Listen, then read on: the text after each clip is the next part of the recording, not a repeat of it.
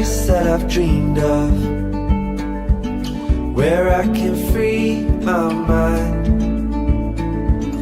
I hear the sounds of the season and lose all sense of time.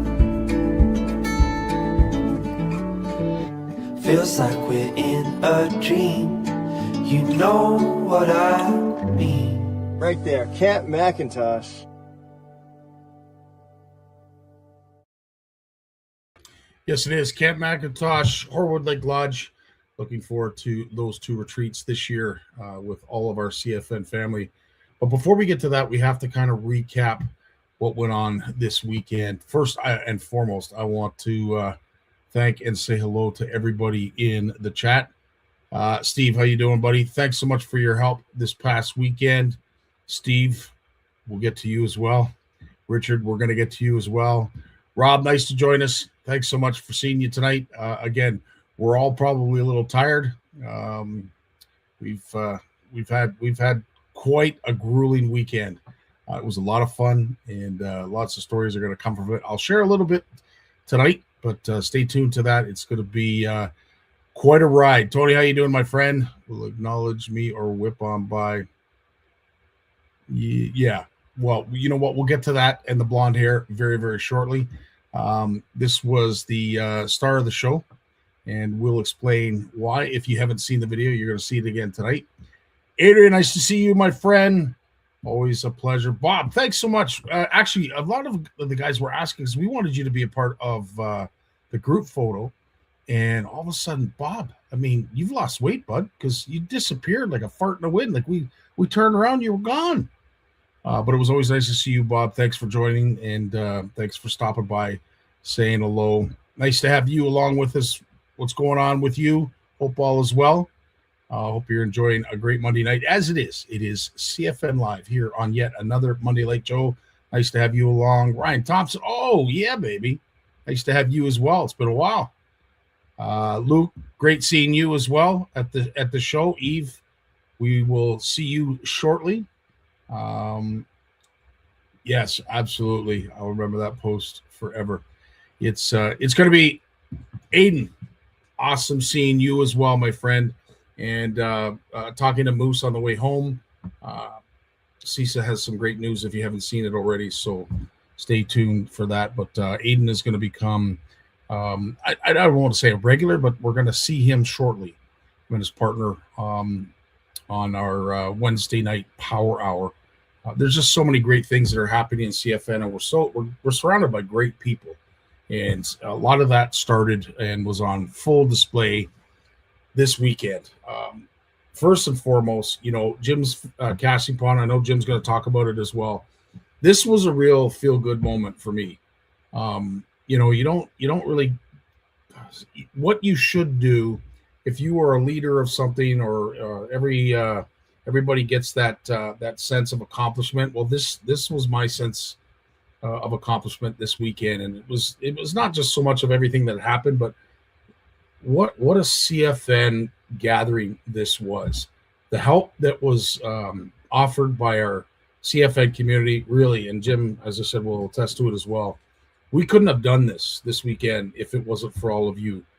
Steve and I usually head up for this event, the Ottawa Boat and Outdoor Show, and we look so much forward to it. Steve and Jen are usually focal points there. I want to say a huge thank you to Lewis and Jenna, who really stepped in where Steve and Jen left off. And Steve, we're thinking about you and your dad. Unfortunately, some bad news in regards to health, and I know you're concerned with that. We thought it wouldn't be the same without you, and although we missed you, and I know Jim's going to talk about it as well, I just want you to know Lewis and Jenna really stepped up in a huge, huge way. But I want to thank Serena, Dean, Erica, Steve, Walter, Eve, Steve, myself, and Richard. You, as I said, you guys made it a very, very proud weekend simply because you helped out in a huge way, and in a time that we really needed the help. The kids certainly appreciate it. I appreciated it. And as I said, we went out to dinner. I want to thank the guy in the middle on the right for paying for this one. Steve stepped up in a huge way, and we want to thank him for doing that. But that was a really enjoyable night. I don't know what the deal was with the lights, if they just haven't taken down the Christmas decorations, but it certainly fit in. What do you think? It fit in very, very nicely. But needless to say, as I said, it was quite a weekend. Now, what I do want to get to, of course, is the significance of this weekend. It's all about the kids. But what happened this weekend, if you haven't heard, is this has been 6 years in the making. Like brothers. The three of us are like brothers. And with everything that went on with the Shaw family and our beloved Serena passing, Walt has been a huge support factor for Steve. And it was pretty freaking awesome to get these two together for the first time. And I will say this, there is a little bit of language that's associated with the video, but it really speaks to the rawness and just how genuine this was.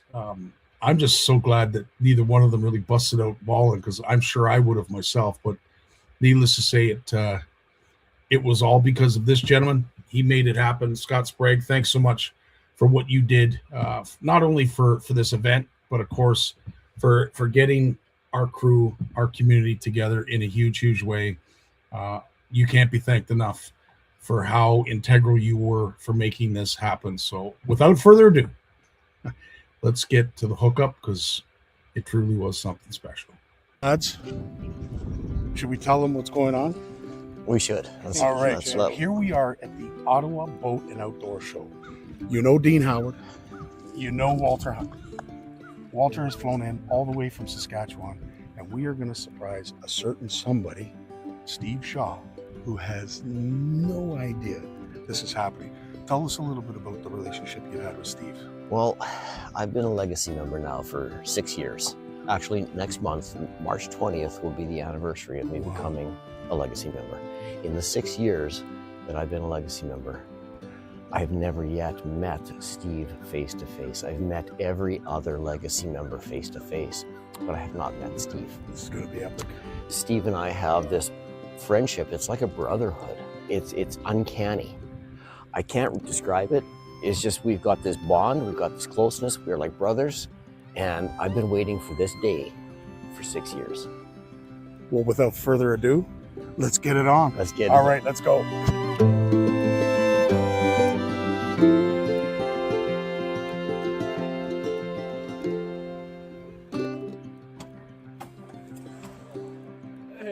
Hey.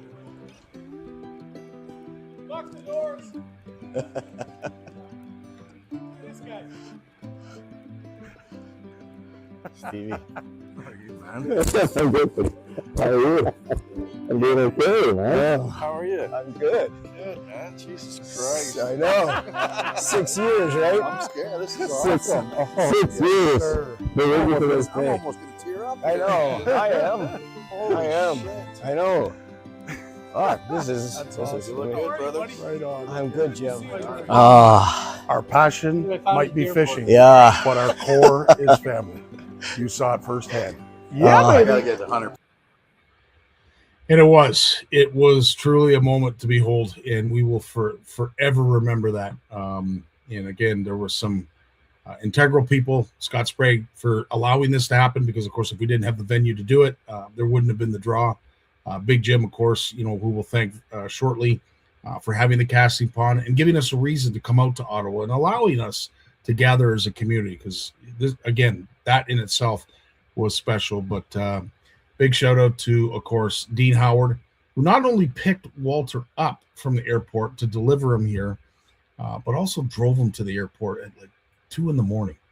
So Dean, an extra special CFNer, and a big shout out for you, because as much as we loved Walt, there was no way we were going to be able to get up at that hour and drive him to the airport and then put on a whole day at the casting pond. So you saved us, Dean. I can't thank you enough for that, my friend. But one last person that I truly want to thank, because there's so many people, and if I've forgotten anybody, my sincerest apologies, of course, is my partner in crime, Steve Shaw. We've been doing this now, I can't even remember how many, but let's say 6 years, 6 years that we've been going up to the Ottawa show.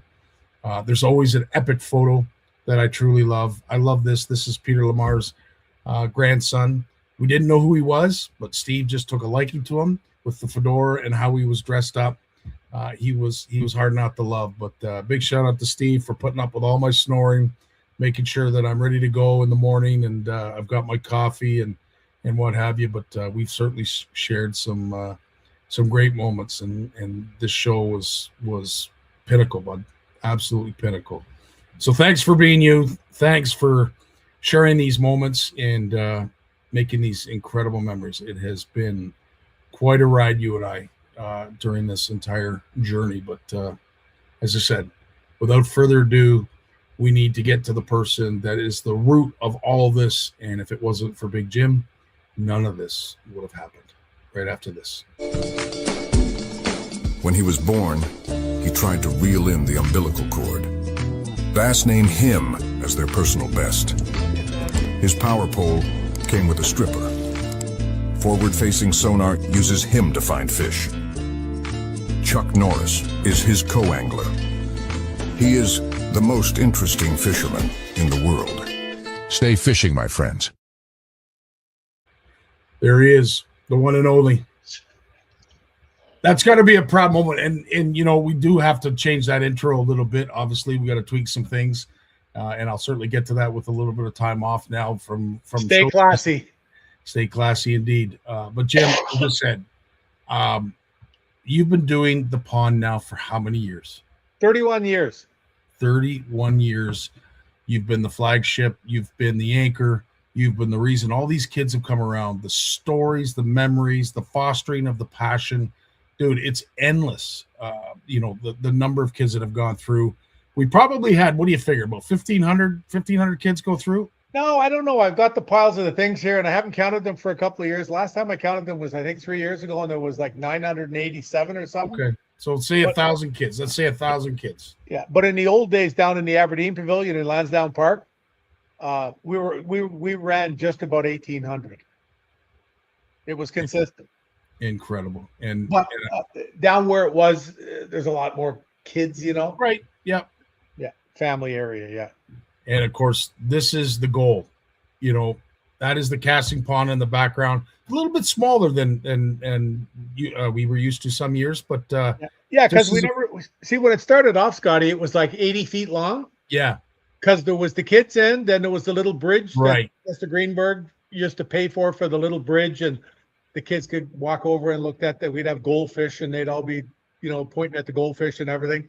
And you know, times change, whatever it is, but we did away with the adult end, and we just decided to have the kids end. And last year we had that pond where like the last 20 feet of the pond wasn't being used, 15 feet of the pond. So Scott asked me about it, and we cut it down to this, and it lets us fit between the fire doors. Yes. Which is you know, you don't realize when you're organizing shows, things like that. And like the way we had to move the pond in 4 feet so the kids weren't standing in the fire exit. Exactly. Just in case something happens, you know, that type of stuff. So, but yeah, no, it was perfect. But that picture there, every year I have one or two that goes to my heart. And that one right there kind of goes, she's got a little Bass Pro Shop shirt on, the whole deal. Yeah. That was special. She was she was so in tune to the teaching, you know, she was so engaged to learn. And as I said, when she came, I said, is it okay if I take a picture? She nodded her head. Yep. Took a picture of her, and she gave us a little bit of a smile. And yeah, as I said, great keepsake. I know I think you had left at that point, and I had sent it to you after. Yeah, that's right. Because I left. Yes, I left about 5 after 6, and it was. You sent me that picture. Like by the time I got back to the hotel, she was there. Yeah, absolutely. But I knew you wanted it, and that's exactly what we're all sort of aiming for is that kind of reaction. But I will say, you know, it's not too often that you've had a situation where we've had a meet and greet for the first time, and that was cool. You were a huge part of this. And again, Jim, on behalf of our community and Walter and Steve and myself, you know, we would not have had this ability to do this if it weren't for the casting pond. And I kept the secret. You said, well, again, we don't want to get into that because I don't want to rub Steve's face in it. But I think the more surprise than Walter showing up was that Steve found out that literally everybody knew about it except for him. That's So- because we care about him. Well, we knew also how big of a deal it was, and Yeah. and you could tell by Steve's reaction when he looks up, and it was kind of like, wait a minute, am I like, who is that? Am I dreaming? And then he looks back Yeah, down. first time you see somebody in real life. Yeah. Exactly, right? He's like, is this really happening right now? There's no way this is happening. But yeah, we had a great time, and again, Jim, thanks so much for having this, having the ability to do this, because as I said, I'll be honest, and I know there's proud moments that you have, but this was one of the proudest moments for me, seeing that many CFNers step up and you ask for help. And Yeah, like I was talking to Erica one night, texting with her. I forget what we were talking about. She made a post and I said something or whatever, and then she asked me something about the show, or I don't even remember. I'm old, and I said to her, "Hey, if you guys want to come up for the weekend, I can get a hotel room for you."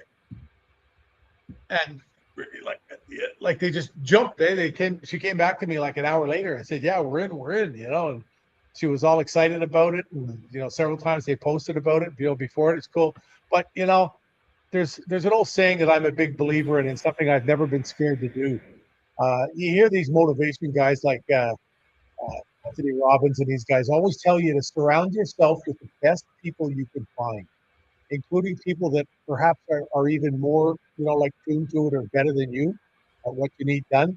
And when I see that bunch of people standing there, led by our mighty Grand Poobah, Grand Emeritus Scotty Martin, I just, it is. It's such a great feeling. And it was so nice to meet Walter, and all these people come out, and they come out to support me. Yeah. And that's, I came home and I was telling Tammy about that last night when I got home. Like just how good I felt about that, like how blessed I was to have all these people in my life that are willing to help me now. amen. I spent the last 60 or 70 years running around helping people ever since I was a little kid. It was just what I did. Yep. Like we've been over my day books before, 3/4 of those things that were in there were things I was doing for people. And it just always been like that. And when I see it come back to me now, it's just, I could get a tear about it. It does. Yep. Yeah, it gives you, you get a little verklempt, and Gary, You'd be like the old lady fanning herself. yeah. Well, I do that on the regular, Jim, and I'm going to do it in a second because I'm going to show a picture that maybe some folks haven't seen, but I'm sure the kids, this is actually really cool that Gary wrote this because this is so on point. I'm sure the kids from 30 years ago have grown up and brought their kids to that pond this past weekend. Well done, Jim. Thanks for all of what you do. And can you tell a story or 10 of how that's happened? I've had so many funny ones. I had the kid come in about hey, you used to date my mom. I've told that whatever, like that was like okay. whoa, time out, whatever. One of the best ones that was pretty good. No, but one of the best ones was when a kid came in. He's standing there and he's about 15 and he's not standing there like this. He's upright. He's smiling. He's just ready to go. He's a winner, right? Yeah. And he's talking. He says, "Hi, Big Jim. How are you?" Whatever. There's a bunch of people talking to him. He comes over, and he says, "Oh, I did this summer. I caught this. I had that. Whatever." And then he says, "And I was in Ottawa Valley South Bassmasters, and they had a youth tournament." And he pulls the trophy out of the bag. And then his dad shows me the picture in this little book they have every year where these kids had come. And this kid started off, he asked me to hold him as a baby. Wow.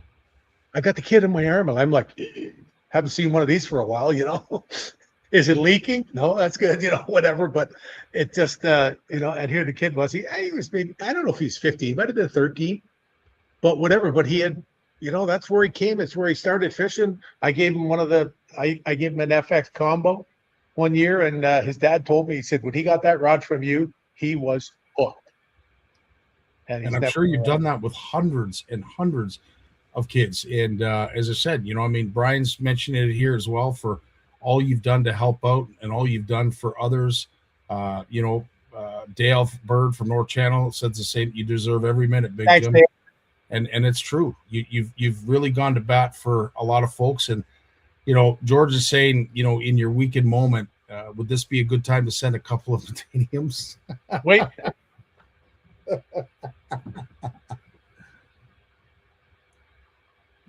One battalion BC left, George. Uh-oh. How Wow. much cash you got? Almost, George, a swing and a miss. I take e-transfers. But speaking of, ex-wives, ex-girlfriends, whatever it was that you mentioned there just a second ago, of Going course, to jail. we've always talked about, the flow. And our good buddy Jeff Porteous from Dynamite Baits brought something in on the one day, and he said, Scotty, if you wear it, I want a picture of it. And I said, dude, listen, absolutely. You can dress Dumbo the Bear up anytime you want. But I'll tell you, is as good as that may have looked, you still look better. And where was my hand at that moment? Because you look a little awkward. Was I scratching the right area or Close. okay? It was. I was just about to start. Purring. And we had to stop. Scotty, it's all about having. I gotta get a picture. I'm gonna find it and show it to you next week because I'm back up to like 16.7 million pictures on my phone. I'm gonna find a picture, and when I had no hair, I had a wig that Tammy had, and I got a picture of me on the front lawn with the wig on. Yeah. And I'll tell you, if you would have put the two of us together, then we could have been. It would have been a deadly duo of blondes. Oh, dude, absolutely. I'm gonna find it. I'm gonna find it. 100%. You like back in the day. I don't need to tell you this. You already knew it. You were a rock star. With that flow, you could have been the lead singer of just about any hisser band back in the day. I'll tell you, that is for darn sure. Brian, always a pleasure to see you as well. Thanks so much for stopping by and of course sharing your expertise as one of the many presenters. And Jim, you put that together as well every year, and you had an extra special someone show up, and I want to invite everybody to go over and see this video because the amount of knowledge that was shared from Mark Thorpe and Big Jim McLaughlin during their segment was By Mark Thorpe what did I say? Did I say? and Jim McLaughlin. We'll just leave it be Mark Thorpe. Okay. Well, it's I'm not it is, worthy. well, we all aren't, and I will say this. We're going to try and download it and keep it for as long as we can because that will be a keepsake. And why is it so special and why is it such a keepsake, Jim? Maybe you can share that. Mark's not a scientist by trade, anything but he's got a scientific brain. And that, I don't know if you can understand that, but he realizes things. Like I still remember when Bruce Tufts, when I was catching the Shimano fish years ago with the catch and release thing, up at the at Opinican Lake at the Queens station there, and Bruce is sitting there talking, and there's these two graduate students, and they're talking, and they're discussing about bluegills and stuff like that, and all they know was what they read from books that were 50 years old, written by people that didn't really know anything about bluegills, because they had read the book that was 70 years old. Right. You know what I'm saying? And I had just got through spending like 4 winters in a row where I ice fished like, I don't know, maybe 40 days. And almost totally for panfish, for bluegills, because of Gans's influence on me. Yeah. And I learned a lot about them. And I realized that there was 3 kinds of sunfish, not 2. And, people didn't know this stuff. And the guy came to me and he said to me, is there 3 kinds of sunfish or 2? Because Bruce told him to ask me. And I said, there's 3. I said, there's ones that are bluegills, there's pumpkin seeds, and there's ones that, I don't know, kind of look like them both. And of course, the science guys that twigged them that they were hybrids, whatever that type of stuff. And then when you hear Mark Thorpe talking about all the different, watercolor and subspecies of muskies that you don't hear anybody talk about. Yeah. And like I've said, just like you've heard me comment on that about doctors, when you go talk to the doctor, they're learning from books that were 30 or 40 years old. Yeah. And there's so many advances, and it's the same thing now. There's guys like Mark out there. I'll throw myself in way behind Mark on that on certain things, but he spent so much time researching this. He kept records. He had maps. He had a map on the wall it was so cool. And he had it out in the garage, and he'd mark where all the fish came from, and he'd have a number for them for what color pattern they were and everything. So talk about research where you can discover these things, eh? But he is truly a master. I mean, he has Pete Mena call him up to take them out musky fish, and Jim Sarek calls them up, that kind of thing. There's just so many people out there, but there's 2 or 3 in Canada that have just gone above the rest. And when it comes to big rivers, there's Steve Lazarus and there's Mark Thornton. Yeah. And there's other guys out there that catch the shit out of them, but they're just fishing. They're not learning the same way. They're not learning all the other things like that. Like the fish he caught last year. Like you saw, he didn't want to talk about it. He didn't want to talk about it. He shared most of it with me. And I was like a couple of times he said, "You there?" I'm talking to him on the phone because and clearly it was a fish of a lifetime and something that he had probably been, I want to say, hoping for a number of years. But yeah, I don't know if it was 3 just because it was such a personal memory, or maybe he was going to get emotional talking about it. I'm not really sure. People always talk about catching 5-foot muskies. Well, no, you haven't. He has. And he's one of only 3 people that I know that have, and one, you know what I'm saying? That's incredible. It was a super heavy fish, but it wasn't very, very long, eh? 5 And, foot. it's Yeah, just, not often. Oof. And I noticed a comment up here, Jeremy Parker. See, these are the kind of memories I love sharing with you. Jim, I remember you holding my youngest. Now he's 6'3" and 284 pounds. Still remember it, buddy. That's amazing. That's cool. Hope you're well, Jeremy. That is unfriggin' real. Again, I want to thank the one and only Scott Sprague, of course, for making this all happen. And what a show. What a jam-packed show. There really wasn't any room for any other vendors this past weekend. And for a lad who has really wanted to make this grow, I know you've helped, foster that and sort of point it in the right direction, Jim. But Scott's really embraced it, and a big shout out to him for, of course, being innovative and open-minded about the whole Made in Canada. Yeah, open-minded. He's open-minded about everything, Scotty. Yeah. Like when Dan asked him to put the fly casting lane in the back. Yeah. Boom, it's done. That kind of stuff. Like when I drove around there on the buggy there. Yeah. Before the show opened a few times, I couldn't believe there wasn't a square inch that didn't have something sitting on it. And the boats, Jim. You mentioned the boats down on the far end, how close they were together. You literally could walk from one boat to the next. If you opened the doors on a pontoon boat, you could have just stepped from one to the next until you came to an aisle. Incredible. I've never seen it like that. It was very, very impressive. From what I saw, there was a lot of people. Everybody I spoke with, there was not one negative Sally in the bunch. No. Not one. And that just doesn't happen. I think the only downer was, of course, the result of the Canada-US game. It certainly held things up on the Sunday. But folks, as soon as I guess they wanted to get some reprieve and wanted to spend some money to brighten their feelings and themselves, so they showed up. And I tell you, like when it was 4:00 and the place was ready to close, there was lots of people still milling around. There was a lot of people still milling around. Yep. Well, see, they probably came a little later because of the hockey, maybe. Yeah.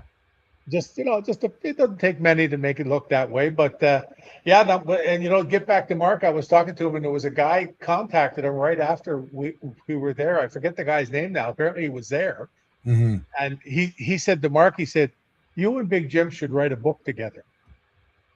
He said, "I'd be happy to work on that to help you get it started." And I told the guy, I said, "Well, when it comes down to the muskies, when I joked in the beginning, I've caught, I don't know, about 350 or whatever it is myself.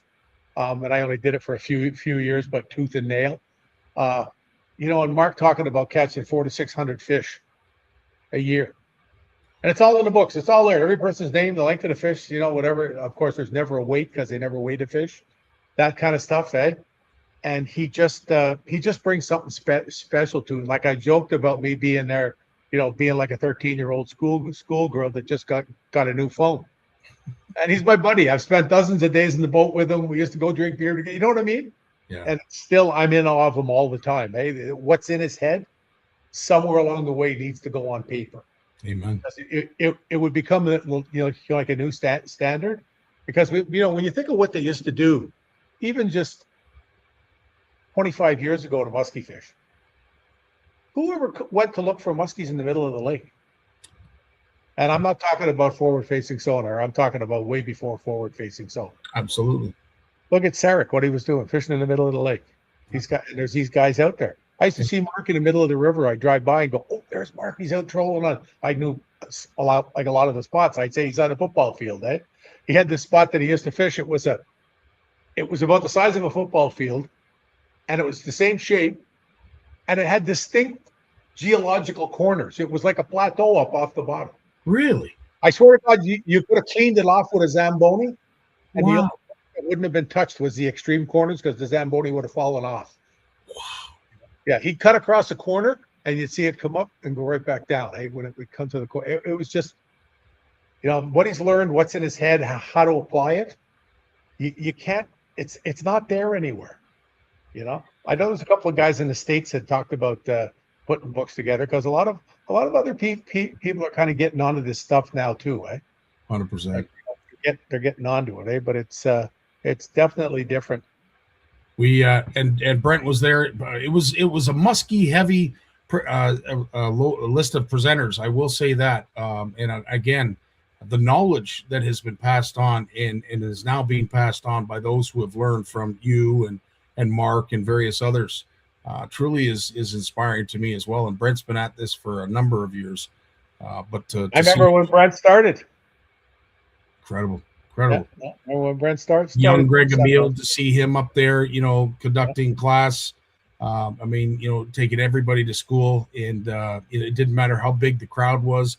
He was game, and just listening to him talk, it's I don't know, it's a proud moment for me, because I've known Greg since he was just a young man, and to see him blossom to where he is now, and speaking as eloquently and as knowledgeable about trolling in Lake Ontario and the certain species of fish that he targets. It's like, holy smokes, dude! Have you ever evolved into this encyclopedia of knowledge? And it's just like, I remember talking to Greg the first time about when he talked about fishing, and I know nothing about this, about thermal plumes and temperatures, things in the lake and that, and following temperature, like using the temperature like structure almost. And it takes me back thinking years and years ago, I'm talking to Al Lindner, and then he said to me, "You got to check," and he emailed me a thing, and I looked, or not Al, Jimmy Lindner. Yeah, Jimmy Lindner. He sends me this thing, and I looked at it, and it was a little paper that was written when the professional walleye guys first had the privilege of having a thing called a waypoint. And every time they caught a fish, they would put a waypoint down. And after they had 6 or 8 waypoints, they would troll around the waypoints because they knew the fish were there. That you can't learn that anywhere. Now it's everywhere. It's written. It's in film, in print. You know what I mean? It's everywhere, so you can learn that kind of stuff, eh? But there's just so much new information. Just so cool, and to see it live, to see it in front of you, so that you can make it tangible. And of course, the presenters do a great job with all the videos. So there's B-rolls, there's examples of what they're talking about right beside them. YouTube doesn't give you that. I mean, I know a lot of people will say that maybe the presenters aren't the thing now, because you do have social media, you have Google, you got YouTube. But really, when you can speak to someone and have them speak to you, and then add what it is they're talking about along with it, and then the best part, of course, is talk to them after. And that was the thing that I really appreciated. Standing in the background, is watching all the presenters take the time to talk to the audience. And then the big mean guy with the microphone comes along and shoos them away. One last thing before we let you go, Jim, because there was one individual that stopped by the booth, and I knew it meant something, and I could tell you guys were really engaged in the conversation. But tell us a little bit about this story. Oh, Bob Bailey, yeah. That's I went ice fishing once with Bob years and years ago. He was an outdoor writer, and Bob's getting up there now, but a couple of years ago he always wanted to have a book. He always wanted to write a book, and Bob had a little bit of insight about the future of fishing. And there's a few things I haven't read it yet. In fact, I took it out of a box an hour ago here. I took it out of the box, and I have my trusty supply from Orbit Marine. There's my cheap, commercial part of the show. He always gives us pads every year. I was unpacking all the stuff, and that I brought home with me. And it was so funny because I took his book out. I had him autograph it for me, and I got it on the bookshelf there. But I talked to a guy who's read about half the book, and he told me, there's some stuff in here. He said, Bob really had some interesting thoughts about fishing, things that are definitely coming true now. And it's really, really cool to see a guy that spent his whole life like that out there, fishing. It was just something he loved to do, And Bob, I believe, was a scientist by trade, something to do with biology or so. I could be wrong, but I think. Well, the one thing I will say, which is a common denominator, and we mentioned this before going live, it's nice to see some youth get, injected into the industry. We're going to be talking to Christian De Silva. We're going to be talking to Trevor Barnucz, on our Wednesday night programs. But, there was one thing that I really took a step back and acknowledged was, man, we're getting long in the tooth. Like some folks that are, doing work behind the scenes, like Peter Lamar and, like there's a whole list of them. Yourself, we all are desperate to see that next generation really pick this up. And I will say, it shows like this, it's opportunities to present like you give folks, and every single one of the presenters came up and thanked you for that opportunity. As I said, you have really set the table for everybody, Jim, and I can't thank you enough for what you've done, and I know they can't either. But with that being said, let's get this next generation involved.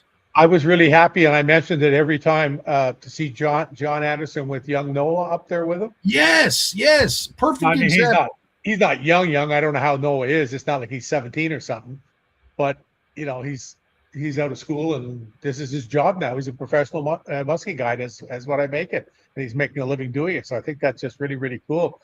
And my hat's off to John Anderson for doing that. I know I'm so happy that John is doing this the way he is too, because John's had a few health scares, and I know somewhere along the way there's going to be somebody jump in to fill his shoes as he gets older. And he said to me there when he was there the other day, he said, I don't even know what I'm doing here. He's looking around, and whatever. And I guess after you've had the scares that he had, and it was just, there was nothing different. His seminar he was exactly the same as he always was. Look at his apprenticeship. He's like a crazy scientist. He is. I didn't realize this.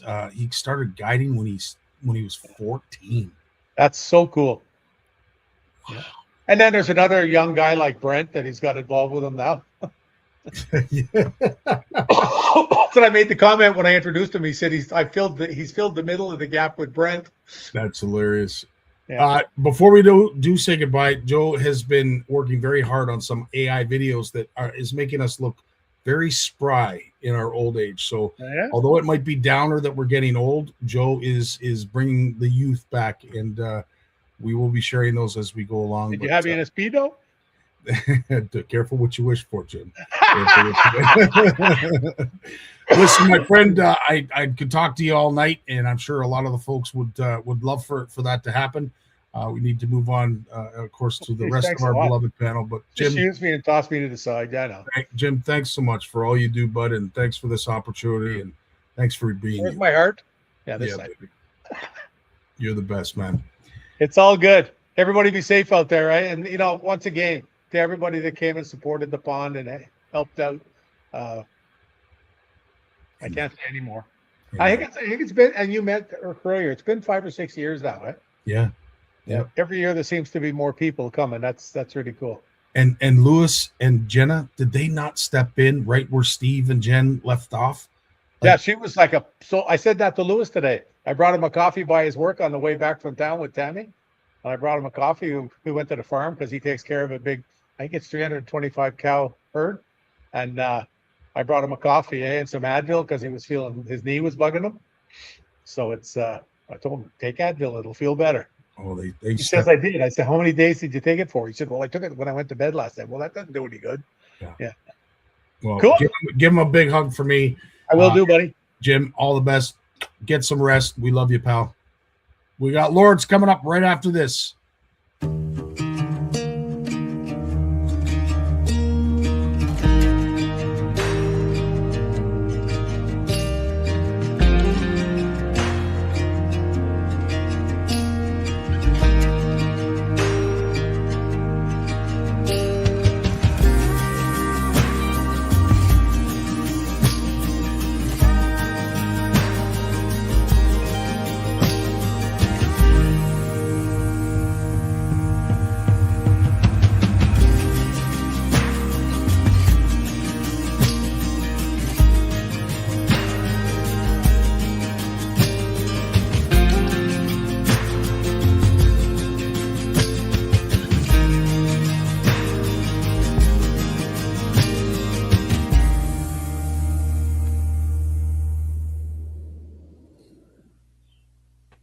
There he is, the one and only Lawrence Gunther. Hey, buddy. And listen, before we go on, I know everybody knows you as Lawrence Gunther, but you shared something this weekend that even I didn't know.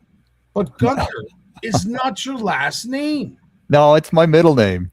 My last name has 4 E's in it and has 9 out of 9 characters. 4 of them are E's, and it's totally unspellable for anyone who reads it, unpronounceable, unrememberable, and I started using that originally when I started blogging, and then ended up getting more and more involved in front of media, and people, hosts of TV, and you're on a TV hit for like 3-4 minutes, and they couldn't get my last name right. They'd ask me right up to the last minute, so how do you pronounce it? How do you pronounce it? How do you pronounce it? And I tell them, and then they just go, and welcome to Lawrence and his guide dog. Well, I'll be honest with you. If I had to pronounce that name every friggin' Monday, I'd be tongue-tied and probably wouldn't speak for a week or so. Oh, yeah. But if you could share, just so we know, we might be using as a skill testing question at some point down the road. What is your last name and how do you spell it? It's Utenier, and it's spelled Eutenier. Now, if I say it in little groups of 3, it's not so bad, but people, they look at that name and they go, what? And they drop E's, and anyways, it just never goes well. It never goes well. If you look at it, maybe you get a little bit of help, but it's for privacy and just for, a funny name, and you're trying to get some brand recognition for what you're doing. And I got this cool middle name, and it's got a gun in it, like Gunther. And I'll just use that, gives me a little bit of, kind of makes me sound tough. Chicks dig it. The chicks dig it. Yeah. Oh, guys dig Gunther. Chicks like Lawrence. Good choice. Well, Lawrence. it's an ear. I will do my best to make sure I can remember that. But Gunther is who we know him as, and Bluefish Canada and Bluefish Radio is how we all identify him with. And this is, I'm showing a picture of your booth on full display. I really want to get your take because just because of the number of people that came by to see Jim, you had the opportunity really to listen to the voices of those who showed up to the show. I'm sure shared a lot of, in-depth or maybe some insightful ideas, feelings that are going on currently with the industry and probably the world as well. I know Luke Gerard was there at the booth for a number of hours as well, just passing by and saying hello. But Luke's been a long time volunteer of Bluefish Canada for years. There you go. Perfect. Oh yeah, like he's done the Toronto Sportsman Show with us. That was a 5-day show, and he'd help come down and work that show with me. And so yeah, he's been a great help, and he knows Bluefish Canada's programs. He knows the drill at the booth, and he just, man, it's so nice to have him hanging around and helping out, and he's really good with people. He's just a great guy. He's just a great guy. Yeah. Absolutely. His wife Tracy, I tell you, she certainly knows how to pick him, because Luke's a gem. I didn't realize he was a volunteer. That is so awesome. Yeah. So some of the conversations that you had with Luke, some of the conversations you had with others that stopped by, the booth. Can you share some of that with us? Some of the things that you learned about, heard that you weren't aware of, or maybe share a concern or three of folks that stop by.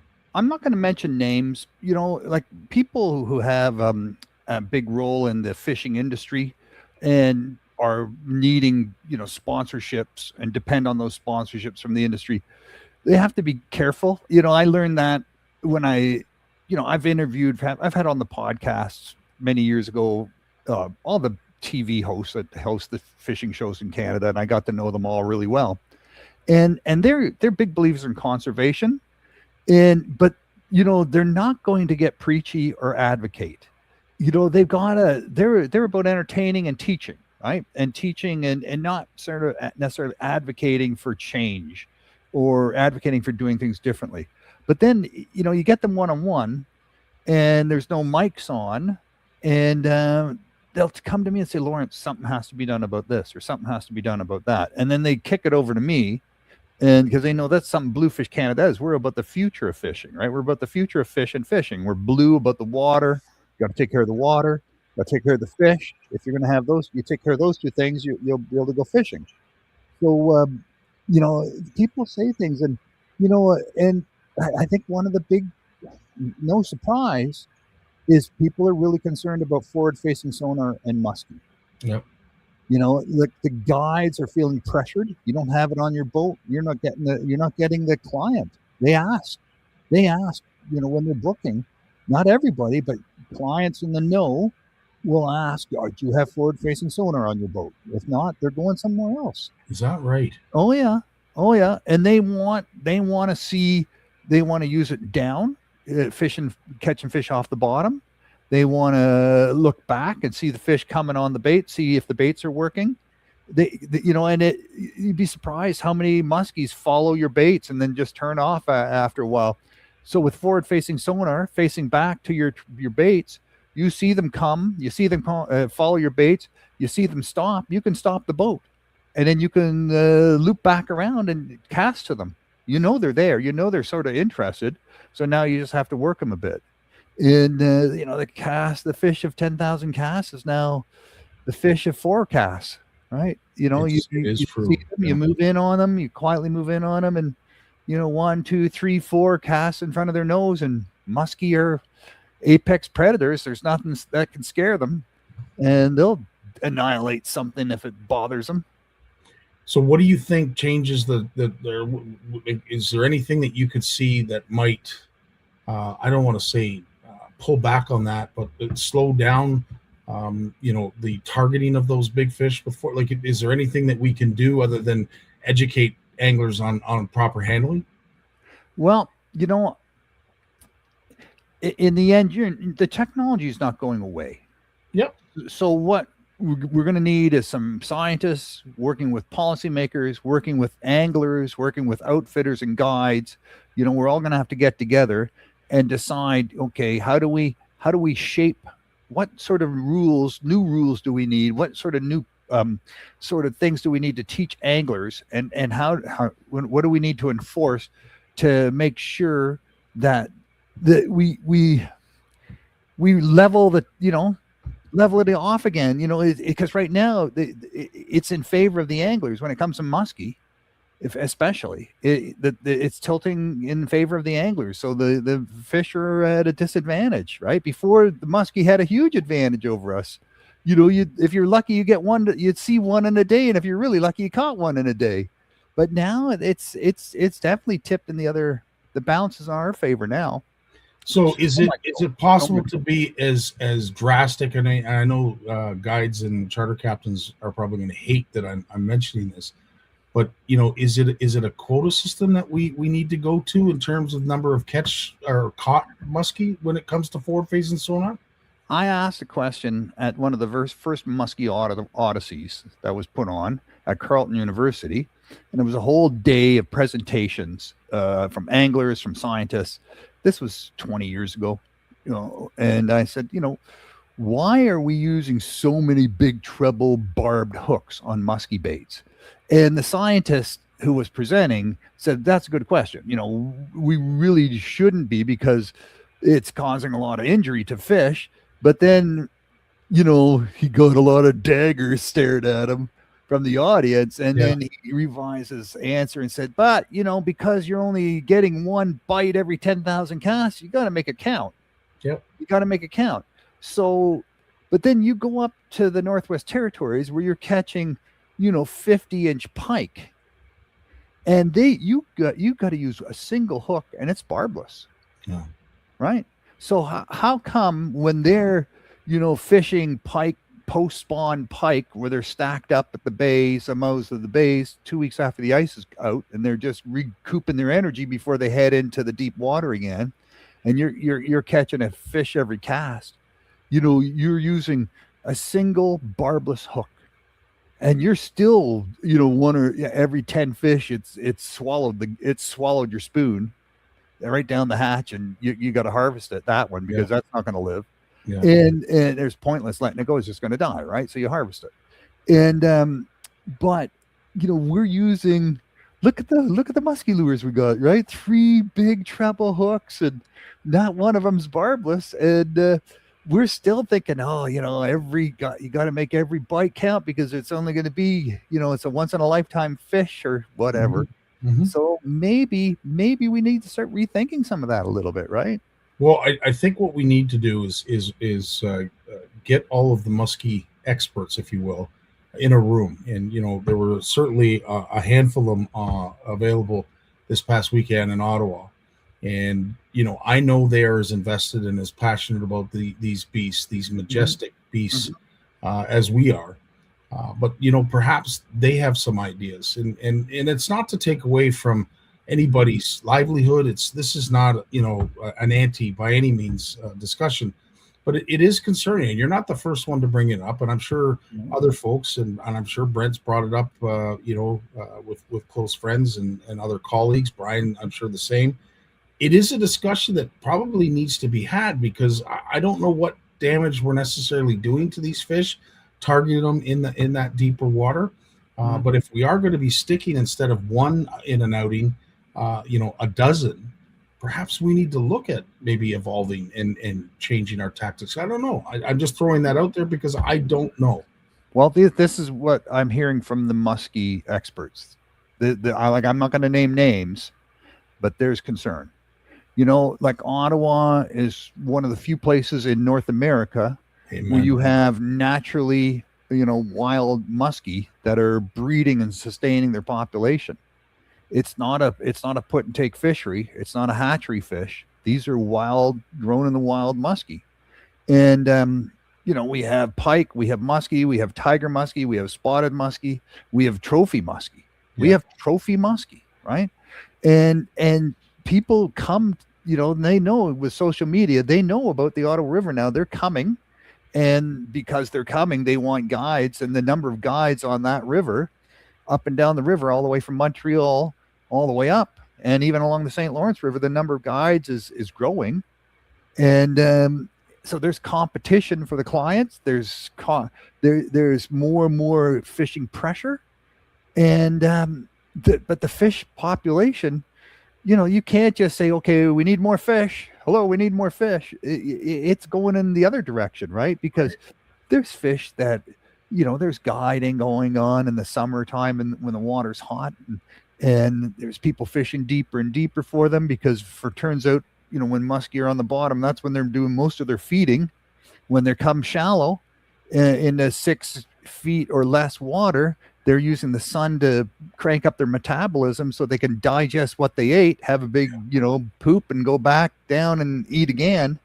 That when you see them in the weed beds in the shallows, they're not eating, they're digesting. But you can always get them to hit if you get something in front of their face and make them mad. But when they're down on the bottom, they're feeding. They're eating mostly catfish. Mostly on the Ottawa River, that's their main diet, is catfish.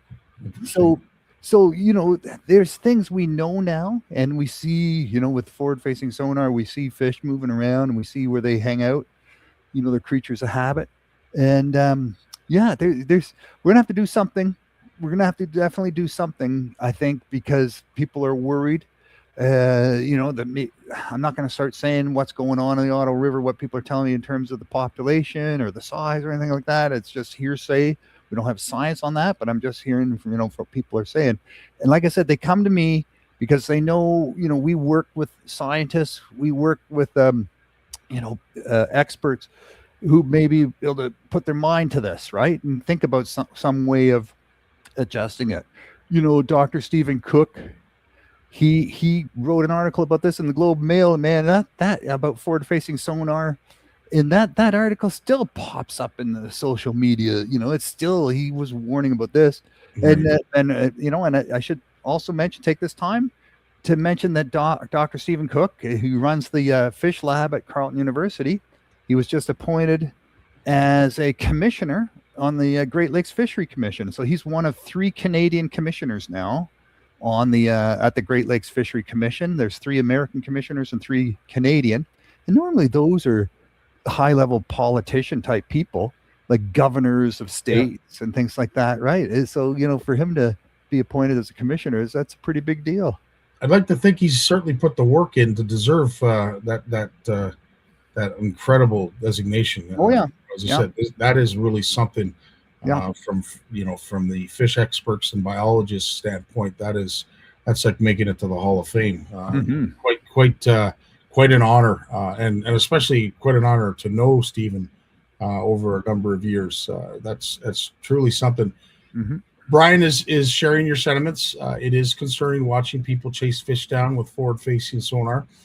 Jeremy Parker comes up with an interesting idea, and of course, Jeremy, I can attest to this because it is one of my biggest fears when we run the CFN fish off. Is of course muskie is part of our species, and it's part of the species that we can target, and it concerns me, especially when we run it when we do later in the season when the water temperatures are as warm as they are. Maybe a tighter season, July when water temperatures are 80, we should not be fishing them.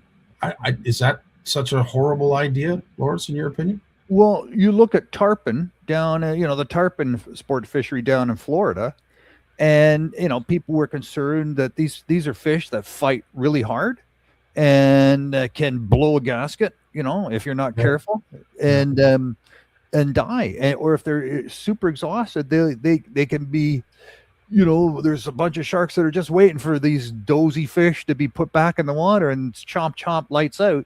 Yeah. So the rule is now you can't take these fish out of the water. You cannot take these. You can catch them, but you can't lift them out of the water. You cannot bring them over the gunnel. And we've done the same thing on sturgeon on the west coast of Canada, right?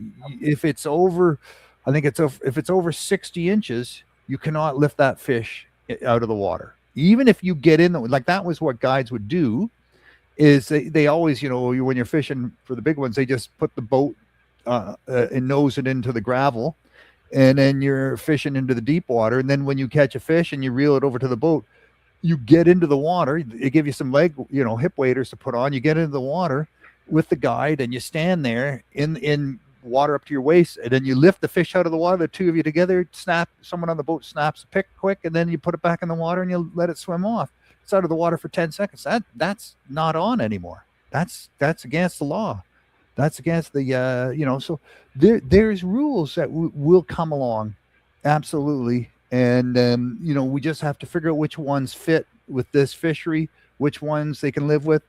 And what do we need to do to make sure it happens, right?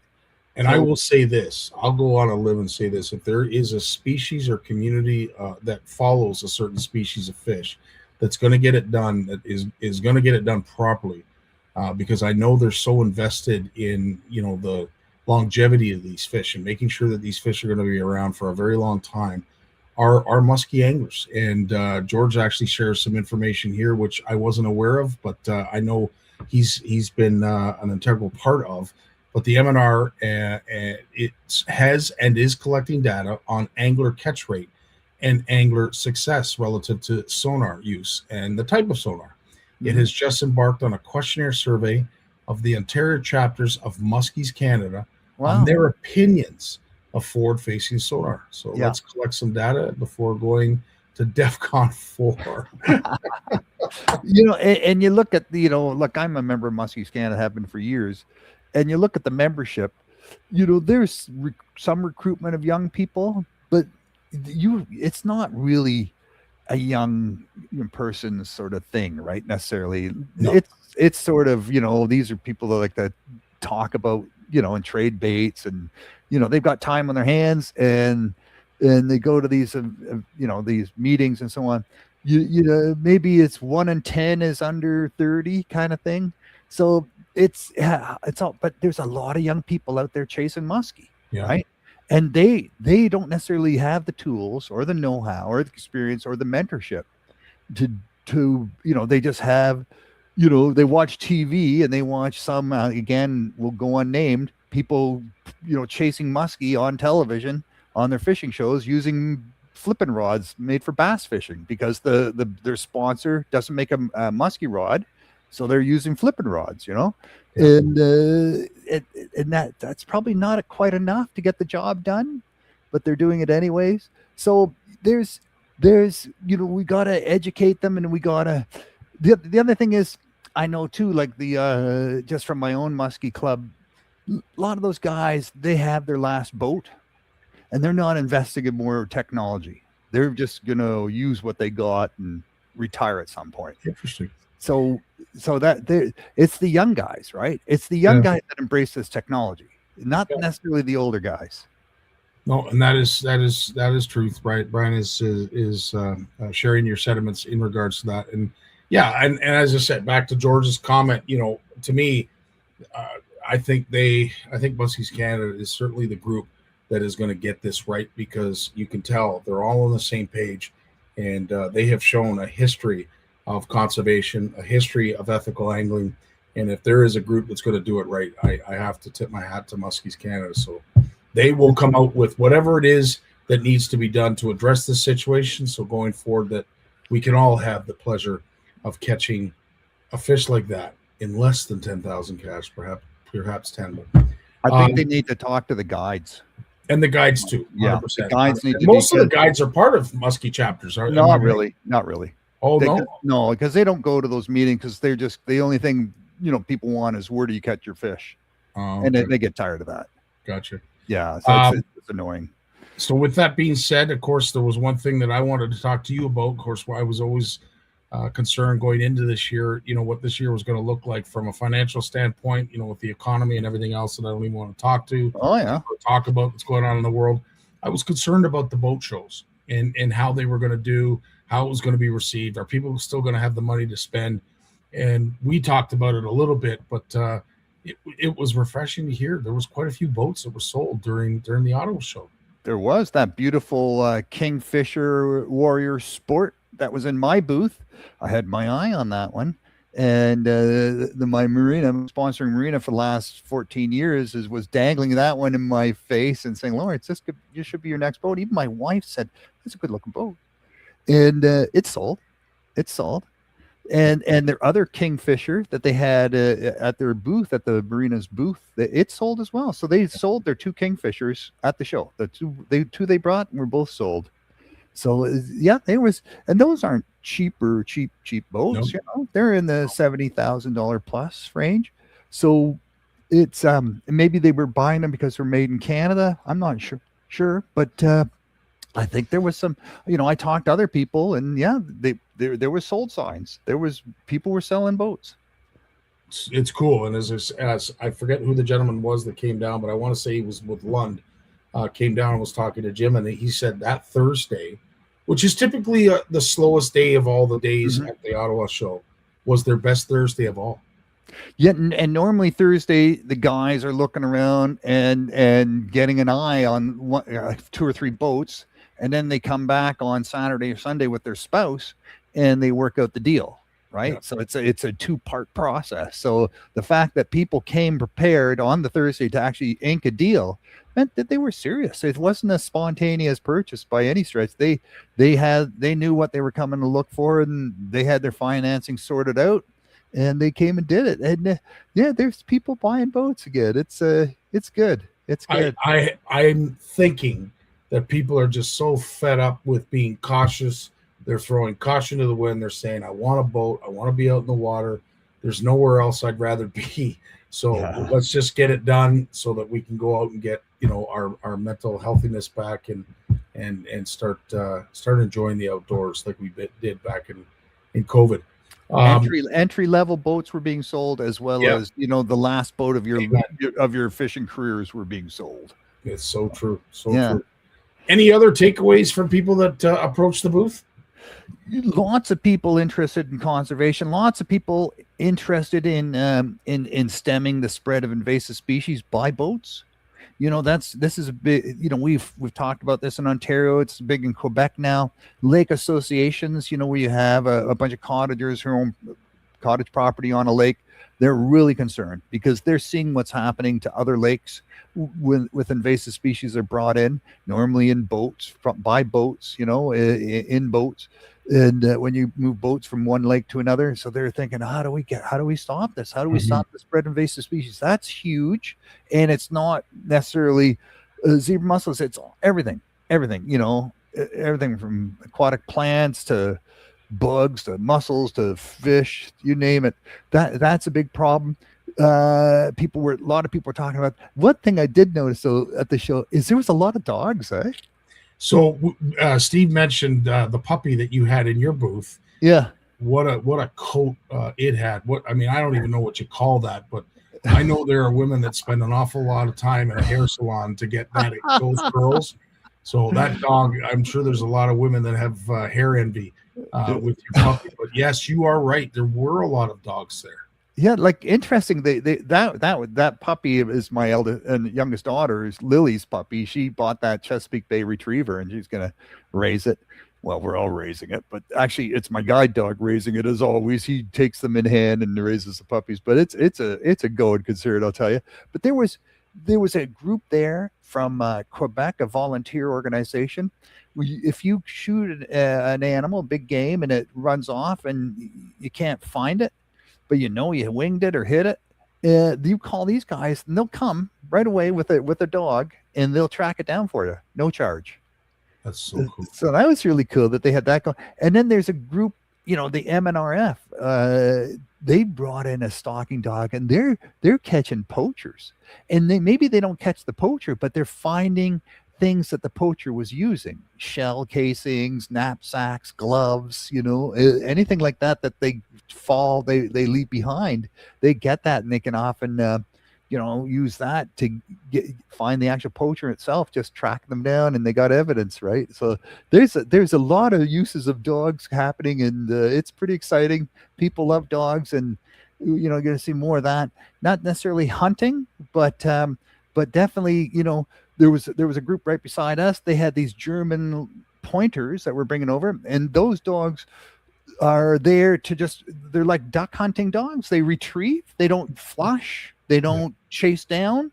They stay with you until you shoot the bird, and then you say, go find it, and they bring it back for you. So it was just a real cool bunch of dogs around there. And it was so nice that people could bring their dogs.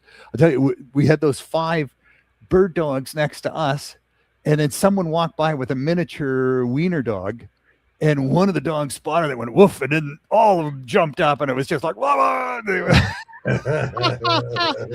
think that wiener dog just aged 5 years. Well, and the thing was, they couldn't come by the pond, those dogs, because of course the decoys in the pond, they wouldn't take their eyes off the decoys. And at one point, and I forget what they look like old Scottish men.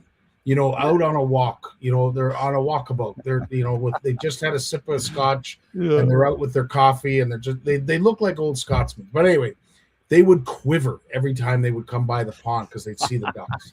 But I will say, to get back to our French friends, they took I have to acknowledge them, because they did take time out of their schedule, and especially, and I don't know the larger chap's name, but he made a point of coming over, and he said, for all of us that were working at the casting pond, thanks so much for what you're doing. You have no idea how important this is. Yeah. Some people have some strong opinions about French people. You know what? Not tonight. I will say that They've made me fall in love with French people for taking the time as he did to acknowledge the work that was being done over at the pond and what it represented for the future. So big shout out to them for doing so. I want to say too, big shout out to Ben at Tackle Depot. He came over with a big box of lures for our youth center, and he said, "Here you go." And I said, "Oh my God, just super nice guy, super generous guy." That's for him to just do that, and it's well, I will say, it's along the same lines as a lot of us here. We're doing some great things, and it feels great when it's acknowledged by people in the industry that may not have that necessarily as their background or their focus, but when they take a step back and they acknowledge some of the work that's being done behind the scenes, it means the world. It really does. And again, I can't thank folks like that enough, because I do believe that we are on the brink of really, I want to say, testing our community with everything that's going on outside of the world, and what fishing is going to look like down the road, if fishing is even going to be as important as it is now. I'd like to think it's more important now than ever, just for folks' mental health, to be able to get out and experience the outdoors. And the Ottawa Boat and Outdoor Show gave folks many opportunities to enjoy the outdoors in any which way they desire. So that was intriguing, and the fact that we're still selling boats, again, I was really blown away by that. But all in all, what a successful show. Yeah, and you didn't see like the things that didn't belong there. There wasn't much that didn't belong to the outdoor show. Exactly. I mean, my wife comes over to me. We're setting up on Wednesday, and she goes, "Oh my God, you got to come see this! It's so beautiful." And I looked. I said, "A boat?" She goes, "No, not a boat." Well, I will say this before we let you go. I know we have got a strong contingent of folks from out in BC, from the recreational background, the recreational angler community. Yeah, they are really appreciating the voice and the message that we are carrying with our lives, with some of our content, including the great lengths that you've gone to bring this to light, to bring their struggle to light. So I will say we will definitely be focusing on that in coming lives going forward on Monday, just because, as I said, they are in a unique situation that we all need to take a vested interest in, because it could be us. It could be us next week, next month, next year. But they right now are waging and are engaging in a very interesting and unique situation that I think all anglers need to take notice of. Yeah, they are. And I was just talking to Dave Brown, one of the co-founders of the Alliance, Pacific Fishery Alliance. And, they had a team of 7 people come. They're all volunteers. They all, raised some money, put some money in themselves. They spent 4 days here in Ottawa. And I interviewed them. It's on the podcast. The last podcast came out on Bluefish Radio 2 weeks ago, week and a half ago. And so we're going to interview another one. We're going to do what happened in Ottawa. And that's going to happen. And we're going to record that in the next couple of days. So that should be out hopefully by the weekend. Right. And sort of, okay, you came to Ottawa. This is what you wanted to get. These are the messages you wanted to get across. How did it go? What's the work still needs to be done? And where are we on this? So stay tuned for part 2 of that podcast series. That'll be out in the next 3-4 days, hopefully. And we should probably have them on at some point, maybe to have a discussion with them on Monday Life, and give them their proper due, just so folks out in the East, get to hear what's going on out there from the horse's mouth. But in the meantime, I want to say thank you to Lily, as well as your producer, Ann, and your wonderful wife, Ann. Not to mention, the brand new puppy that was very loving and welcoming to all of us. We really appreciated that. But Lawrence, as always, it's a pleasure to share your time. It's a pleasure to share your booth space and to share your ear. It was a lot of fun getting caught up this weekend. Good hanging with you too, my friend. And my only regret was we were facing away from the pond, so I didn't get Jim's help out with the fish on. Those times when I'm at the booth by myself and someone's standing in front of the table, and even though I got this here, they so, maybe they don't, they don't. And I got my white cane laying on the table in front of me. They don't get them. They don't figure it out. But normally Big Jim would just yell, "Fish on!" And then I just know, oh yes, hi, can I help you? Well, he did tell us a story that went a little bit further than that, and all I can say is he said to me, Lawrence, it's a good thing that Lawrence is such a good sport, because I do believe there was a particular show where they were yelling that out at verbatim, and there was nobody standing in front once of in a while, or or Big Jim would just cast and land some big weights on top of my tent cover on the roof. All I can say in that case, thanks for taking one for the team, and better you than me, pal. You have yourself a great night, my friend. Thanks again for doing this and for all you do for our community. We can't thank you enough, Lawrence. All the best, my friend. All right, man. Yeah, take care.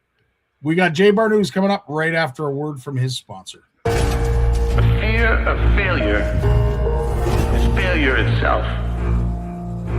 The world of science rewards the ones who are willing to try and fail. Because without the courage to embrace failure, ideas remain ideas. But with that courage to fail and to learn, ideas can change the world. So Jay, you kind of had the weekend off, and you know what? I envy you, because it was actually not a bad weekend once the weather was all said and done on the Wednesday. It turned out to be a half decent weekend out your way. Did you end up getting out fishing? No, I didn't actually. So this past weekend, we actually received news on Friday. I might have mentioned a while ago, my grandmother's been in the hospital for a couple months. Yes. So she's getting discharged on Tuesday to go home. Oh, okay. Yeah, so that's great news. So good. But, okay. Good. You know, when seniors are discharged from hospital, yes, like it's very last minute. Like all of a sudden, it's like, okay, we have to mobilize. So we actually spent my sisters and I and my cousins. We were over at her house, like prepping it, like, you know, making sure she has things where she needs them. There's a PSW coming in next week as well, all that kind of stuff. But we were very busy doing that on the weekend. So it was nice weather. But to be honest, like, you know, Trevor and I sat down Friday and we were like, what do we want to do this weekend? But this weekend, with all the warm and wind, like a lot of the nearshore ice was kind of falling apart. We got some cold weather coming in this week, which is good. It's going to kind of lock things up again.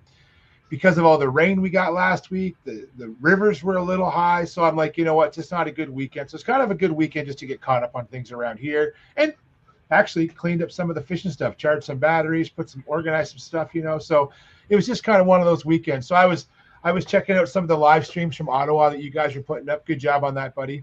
Thank you. And it was great to just sort of be involved in that show at a distance, just to hear some of the great speakers and stuff. When I had a chance, I would tune in. You know, it was interesting. Unfortunately, Jim Wilson, I wanted to tape his so badly because he's such a stellar supporter of ours and does some great things and is offering up something actually for folks that are going to the retreats that I will be sharing later. But the unfortunate thing is I had done Brent, I had done Brian, and the battery died in the phone. So unfortunately, I didn't get all Jim's. But what he did share, there was a lot of important information within that segment that did make it to the live that I think folks should really take, you know, whatever time I was able to allot to his segment. Please, I encourage you to listen to it because there's some really helpful stuff there. But to your point, yes, the presenters, Greg, you know, as I said, he's a master in front of a crowd now. I don't know if he had anxiety back in the day, but he certainly doesn't now. And most of the folks that got up there and spoke, like even Brian, I asked Brian Sturch, you know, how many times have you done this? And he said, I think this is my 4th or 5th time. Nice. Again, you would have thought he'd been doing it for decades. So they certainly got their wits about them, and we don't have to work on their confidence, which is nice. Yeah, dude, it looked like a great show and a great turnout. And it was good seeing all you guys helping out. That's awesome. So, you know, and it's what's nice too is this time of year the weather can be so unpredictable, but you guys had good traveling weather, like for the most part. That's what it looked like to me, which dude, as I get older, I hate winter driving more and more. And so, you know, you can't beat it when the snow is melting off the roads, right? So I want to share something that was really important, and with Christian on here, and I know your son watches, and I know Gary is a big supporter of this as well. And I want to thank Peter Larman. I want to thank Brad Norris, because there was a really unique thing that happened. There was a boy, I want to say he was no more than 13 years old, seemed a little bit introvert, he had a certain sense of confidence about him, but he went first to Brad, and he was asking about fishing and what he needed for fishing. And he was prepared to, I think he was probably prepared to throw out a whole bunch of money, but he was, Brad asked, what kind of fish are you looking for? Where do you fish? And he said, well, around here, and I'm not really sure, what I want to target. I really don't know. I have a rod, but I don't know if it's good enough for all species, this, that, and everything. So Brad did the right thing, and he came over to me and he says, these people in this area. Is there anyone that you can introduce them to? Well, I was immediately taken back, because I'm thinking, oh, wow, this child is like, it's not often that you get kids to sort of get out of their shell, and maybe his awkwardness allowed him to do that. I'm not really sure. And again, I'm not judging. It's a unique situation. So I walked him over to Peter Larman, and I said, Peter, I know you're a man that knows a lot about the fishing in this area, this, that, and everything else. Peter spent a whole whack of time. He couldn't thank Peter enough, and made a point of coming all the way back over to the kids' pond and saying, thanks, Scott, so much, introducing me to Peter. He gave me this frog because I like to catch bass. I didn't realize they were bass, but I like to catch bass and this, that, and everything else. So I went up to Peter and I said, hey, thanks for doing that. And what a lost opportunity that could have been for that child. Had gone in a different direction. Now, Jay, I'm saying this only because I'm sure you've got dozens of examples, but I think this is a really good opportunity for us older guys to understand that, youth might not be, they may not feel as welcoming, in their approach. They might be a little intimidated, but just think that was such a great moment for all of us to be able to share, and how quickly it could have been ruined had we not have given it its due process. But I'll let you take it from there. Yeah, like I think when you're at these shows, some of the best memories I have in the fishing is actually at shows, not even on the water, because of stories like this. And one thing I've always tried to tell Trevor when he started interacting with people at trade shows, right? I'm like, sure, we are trying to help dealers sell products. Agreed. Peter wants to sell products, but you kind of want to do it the right way. And I think the right way is basically what you're telling me here, Scotty, which is, like, to me, this is my interpretation. I love walking up to someone. Like, if I didn't know you, Scotty, you walk up to me in a booth, and you walk in and you're like, especially a trade show, it's probably might be your first trade show of the year, could be your first trade show ever. You're going to walk in and you're literally overwhelmed, potentially. And I see this face all the time. First thing I always do is I always ask, you got to make a connection with that person.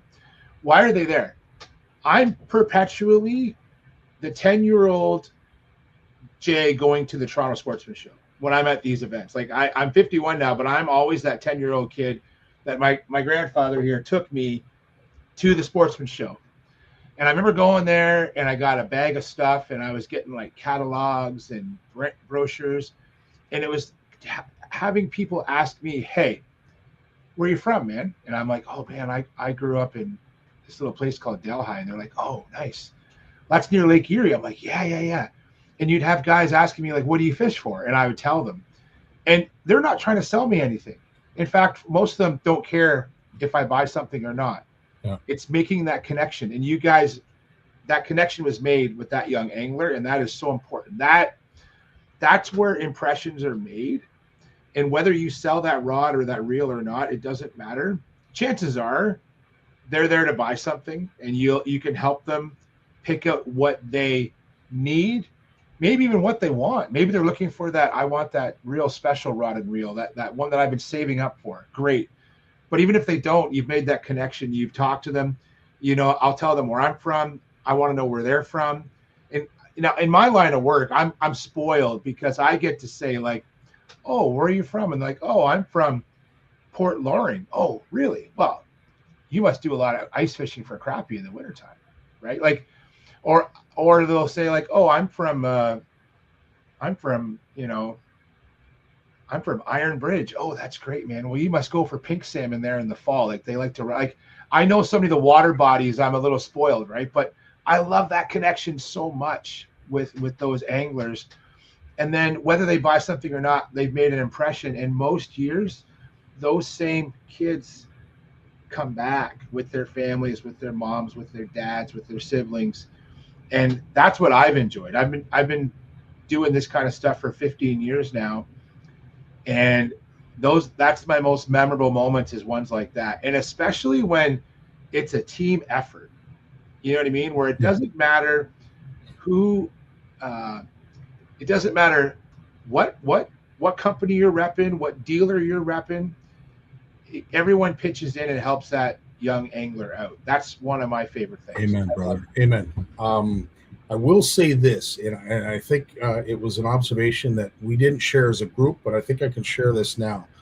I was really taken aback, and this isn't, a competition by any means, but I was really taken back by the number of young girls that came to the casting pond, and not only like had this insatiable desire to learn, but when they would succeed, like when they get the fish inside the ring, the sense of accomplishment and the sheer passion that they would share with us, it makes it all worthwhile for us. But I have to say, like, young ladies, really, man, I tell you, are I don't know, they're stepping up in a big way, and on a majority basis, I would have to say, came out of their shell a lot more than the younger lads did. And I'm not sure what that is, but if it's the OWAs, the GCFAs of old, I mean, if it's all that kind of work that's being done, if it's the mums, the dads propping them up, whatever's being done, it is so cool, because back in my day, young girls were very, very timid, they weren't willing to come out of their shell.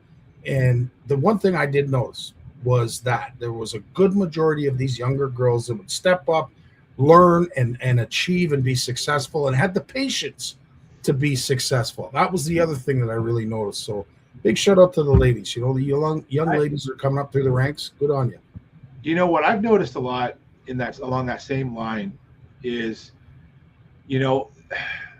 especially the way you guys do the casting pond there, and I know from running casting ponds myself, quite often, the young boys will show up, and they've already been fishing with their dad or their mom or their grandpa or their grandma, and they already have a certain confidence about them, right?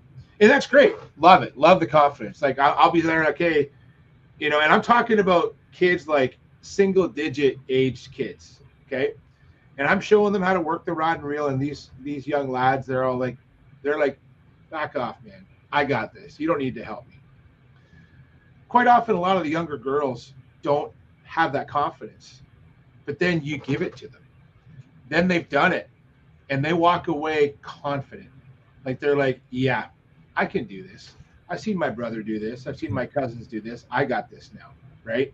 That's what I love, that confidence. Like, that is so, man, that gives me confidence. That inspires me, right? And I think I've noticed that more, like, along what you're talking about with the younger girls, where they come in and they're not timid or shy. They want to try it. Yeah.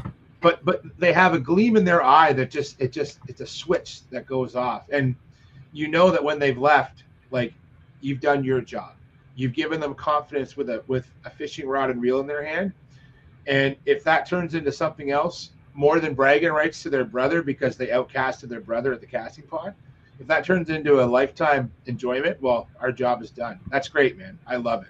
Yeah. Amen. No, as I said, it was something that I noticed, and I thought I'm glad I thought of it, because I wanted to give it its due course, because at the end of the day, these young girls would come up, and you could tell, just as you described, but to be able to high five them by the end of it, and their sheer excitement, like, holy crap, I just did that.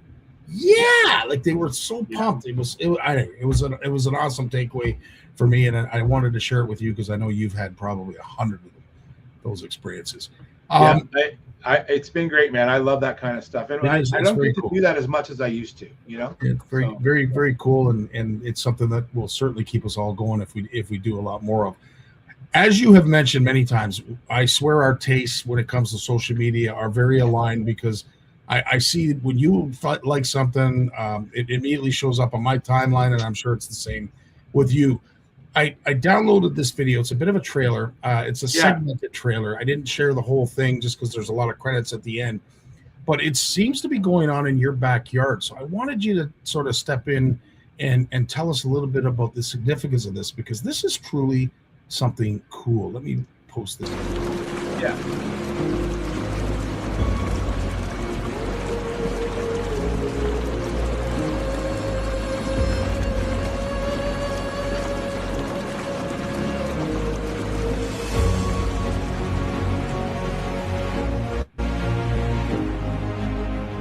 Scar's very excited.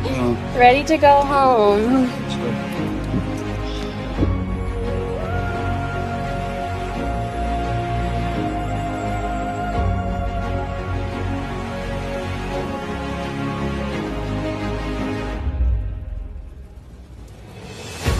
The spotted gar is very unique in the sense that it can actually gulp air.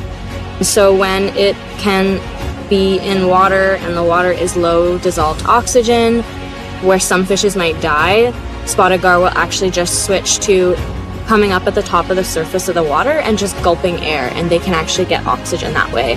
It's a really unique and cool adaptation that they have that makes them special.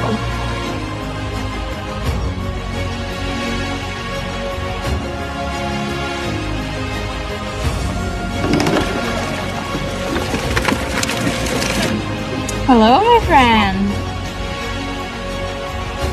We tagged about 60 fish in 2023, and then we tagged just over 100 in 2024. That's a lot of fish, and then it sort of dives into the credits and whatever. But I just want you to first of all, the video, the one part of it is the fact that they'll come up and gulp air like a human being. That is amazing that they're able to evolve and adapt to that. But tell us the significance of this. So and what else they're doing. Let me tell you a little bit about the story too. This trailer is very cool for a few reasons. Number one, the film is made by a gentleman named Greg McLaughlin. Greg is a local videographer from Norfolk. It's funny you found that real, because it's a documentary he's producing, right? And he's done documentaries on, actually him and Cynthia, who works for him, and a few other staff. They've done great documentaries on rare birds, herps, so turtles, frogs, snakes, like all kind. And what Greg does is Greg has a real passion for outdoor research, but he's a videographer. He's not a biologist. But what he started doing is he's living his dream, and he started making these videos he's a storyteller. Does that make sense? That's what Greg wants. And so he started up this company. Now he actually has had this company called Work Cabin for a long time. And anyone who's in my line of work knows who Work Cabin is. Work Cabin is a company that they actually tailored to helping people like myself find jobs. So it's a cabin where a website where you would go to and find work. And then Greg has morphed this into a film company where he goes around and tells stories about different things. And this is one of his first, pardon my pun, his first dive into the fish realm. Okay. So this is a trailer for a documentary he's working on. And I really should share this picture if I can. So I'm going to share the screen. Share screen. Okay, so this picture there's three people here. Now these are three people that I know pretty well, especially on the right here. That's Craig Patterson at the St. Clair Region Conservation Authority. He is their manager of biology department there. I've known Craig a long time. And then Ranger, I forget her name on the right here, Emily. She goes by Ranger M. She's on Instagram. Great account to follow, Ranger M. She's doing all kinds of work with fish and mussels and the outdoors. But in the middle is this PhD student, Dominique Rambal. And Dominique is working on spotted gar, and that's who you see in the video. You saw a bit of Craig in there too. No way. And so Dominique is a PhD student at University of Toronto in the Mandrake lab. Nick Mandrake is one of my mentors for what I've done. And I was lucky enough early in my career to be one of the first people to study spotted gar. And what Dominique is doing is she's doing her PhD, not just on the spotted gar, but they're doing a lot of wetland restoration work in the Rondo area. And through the St. Clair Conservation Authority and University of Toronto, Dominique is studying how this is working to bring back the spotted gar. So by improving the wetland, you're improving the spotted gar habitat. I do have something else to add about Dominique, and I can keep the same screen here. She's also a bit of an entrepreneur. And this book here is a book that she wrote, and it's a kid's book. It's called Finding a Forever Home, The Adventures of Gingu the Spotted Gar. Gingu is an Ojibwe name for fish. If you didn't know that, if you want to, so in the Ojibwe language, Gingu is fish. And so she's written this children's book about spotted gar. And I'll put a link into the chat. And so not only is she a wonderful professional teaching us about spotted gar and doing research on spotted gar, she's also has written a children's book, illustrated it herself, and is selling it to promote basically conservation of fish through this spotted gar book. It's a cool story, dude. So holy smokes. Yeah. I didn't know it was going to go this. Wow. That's always changed. So when Greg made this video, tagged me in it, because even though I'm not officially involved with this video at all, he knows my history with that fish. He knows how much I love what he's doing, and we are just good friends. In fact, locally with the local tourism group, I've shared over the years, he has filmed pictures of videos of Heather and I and the kids out fishing and doing interviews with him, promoting angling, promoting the outdoors from a very local point of view, like within Norfolk. And I really like to promote Greg's stuff. And I hope one day, actually, I have a dream, and I'm sure it will come true one day, that I will get to do a documentary with Greg. You know, maybe it's not National Geographic, but it's with one of, I say, our friends, our family friend, Greg. And it would be cool to share my world with him. And I haven't been able to do that yet, but what he's doing with Dominique, it's amazing. And it's just, and I shared I think I shared a link to the spotted gar. I'll share it in the chat now. So the spotted gar is a species at risk in Ontario. Now, we were talking before the show about spotted gar. And spotted gar it's a gar, but it's only native to 3 places in Canada: Point Pelee Park, Rondo Bay, where this footage comes from, and Long Point Bay, where I hang out. They're quite rare in Long Point, but they're quite common in Rondo. That's you know a good pike net when you see one, Scotty. That's a classic pike net. No kidding. And that needle there is they're putting pit tags into the gar so they can actually identify them later. And yeah, it's just so cool to see this happening. And with the spotted gar, now long-nosed gar, most of our viewers will know about the long-nosed gar. They have spots, they do. But if you see in this footage, the snout of the spotted gar is very short and wide, and it's very different than a long-nosed gar. In fact, the spotted pattern is very different than a long. In fact, these guys look like mini alligator gars to me, right? So yeah, cool to share, man. Yeah. Oh man, and again, like it has to go down to the fact that you and I seem to follow the same things. Not that I was following it, but you liked it, and I'm thinking, okay. And then as soon as it's so funny you say it, as soon as I saw the fight net, I'm like, Jay and I definitely got to talk about this. Oh, yeah. I don't even know what they're talking about. Jay and I definitely have to talk about this. I did a kids video. Stephanie put in the chat. Stephanie's listening in. I did a kids video for TV Ontario in 2018 where they actually did an amazing series. If you have young kids, Stephanie, find the video.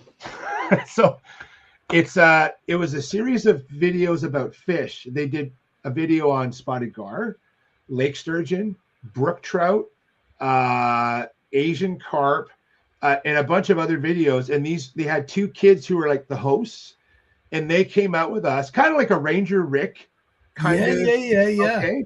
Yeah. And so we filmed these shows, and it's funny. I got so much press, and in fact, I had friends who I hadn't talked to in years who had young kids, and they reached out to me through social media and were like, "We just saw you in a video that our kids watched at school." And I'm like, "Yeah," and it's done with, like, you know, there's some cartoony stuff in it and stuff, but if your kids are into fish, or you want to get your kids into just fish conservation and fish biology, try and look. I'll try and find that. Maybe I'll share it to my Facebook page. It's a very cool playlist of videos, and it was all filmed by TV Ontario. Very, very cool stuff. Holy smokes, man. Yeah. Who would have thought a little topic like that would have jumped? Oh, there's Steph's got the YouTube. There's the link. She found it? She found the link. Here's the video. Nice. Yeah.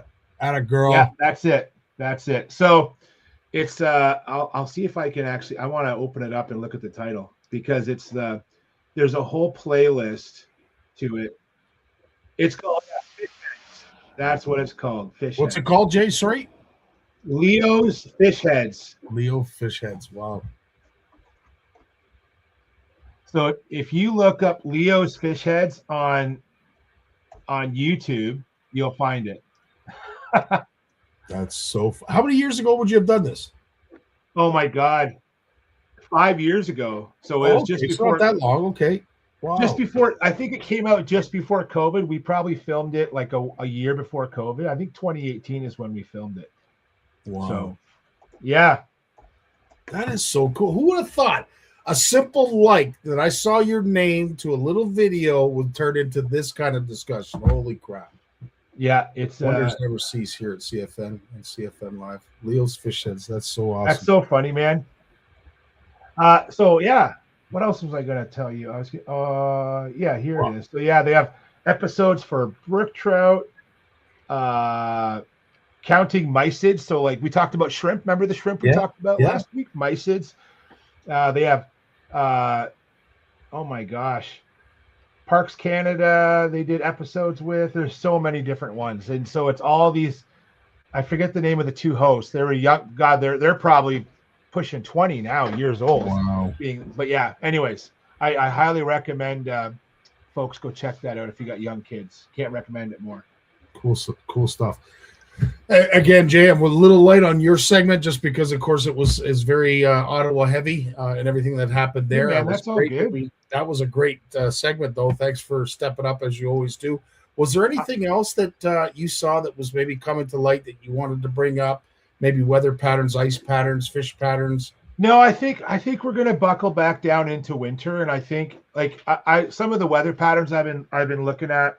The forecasters are saying like we're not out of winter yet. We had some warm weather on the weekend. We're going to get back down to seasonal shortly. It's going to be minus 15 here tonight. Yeah. But I think the ice, like other than the ice around here, now what they've done around here locally is a lot of the outfitters have pulled off the ice, and it's mostly because there's still lots of ice out there, but there's the pressure cracks started opening up because of all the wind and that warm rain that we got. Scotty, you can appreciate that, right? 100%. So 100%. if so, they've advised anglers inner bay still okay, but you're going to have to go on foot. They don't want you accessing the lake with machines right now, but that's just down here. Further north, that's not going to be a problem. But yeah, we're in good shape. We're still February. We're still a good month away. We have lots of ice around here, and I'm not too worried about it. So, and hey, man. Listen, the clock in a week, the clocks go ahead. I know. Geez, man, I'm telling you, like the years fly by as it is, but yeah, we were literally just wishing each other Merry Christmas, and now we're about the spring 4. Like what? Like where is this time going? Yeah. Holy smoke. I have heard rumors that they are thinking of changing daylight savings time. Do you know any updates on that? Have you? Nah, No. They've talked about it, but I don't think they're ready to do it. So I think there's too many things to work out. So we'll see. We'll see. Oh, true enough. What have you got upcoming? One more thing. Yeah. Okay, so I'm in the last week of my push-up challenge. Yes. I'm in the last 5 days, and I got a great team. I got 22 people on my team. Most of them are from work, but Trevor and Steph have signed up on my team too, so they're participating. If you feel like, one, donating, great, no pressure. Two, if you don't want to donate but you just want to share, click the link to my push-up in the chat.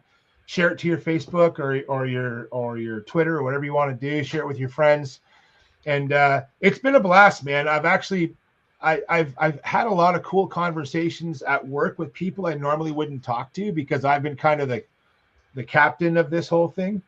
And I'll be honest, man, push-ups aren't my game. I'm old. I got these like rugby shoulders from like running into guys when I was 25 a little too much. So I've been mixing it up with some squats and with some tricep dips, and you're allowed alternative exercises. But I got a couple of days this week where I got to pump out 200 push-ups in a day or 200 exercises in a day. So, but I appreciate everyone's support has supported, and a lot of people have. And I'm so glad you reminded. This completely escaped me, but if you go to that link, are we able to donate to your cause? Yeah, you can jump right on there and click donate, and then it goes, and all the money goes to the Canadian Mental Health Association.